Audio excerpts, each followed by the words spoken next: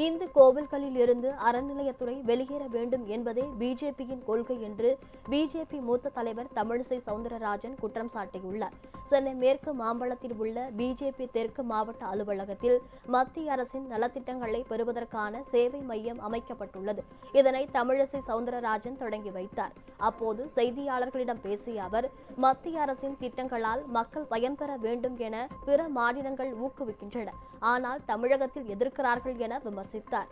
பிஜேபியை பொறுத்தவரை கோவில்களில் இருந்து அரசாங்கம் வெளியேற வேண்டும் என்பதே தங்களது கொள்கை என்றும் தமிழிசை தெரிவித்தார். நீங்கள் எந்த நிதி மேலாண்மை நீங்கள் மேற்கொள்கிறீர்கள்? நீங்க வக்ஃப் போர்ட்ல இருந்து பணத்தை எடுக்கிறீங்களா? கிறிஸ்டியன் போர்ட்ல இருந்து பணம் எடுக்கிறீங்களா?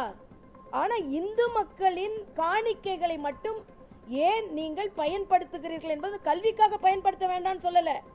மற்ற நிதியில் இருக்கும் பொழுது, மற்ற துறையில் நிதி அவைலபிளா இருக்கும் பொழுது, கஜானா காலி இல்லாமல் இருக்கும் பொழுது நீங்க ஏன் இதை மட்டுமே காலி செய்கிறீர்கள் என்பதைத்தான் அவர்கள் கேட்டுக்கொண்டிருக்கிறார்கள்.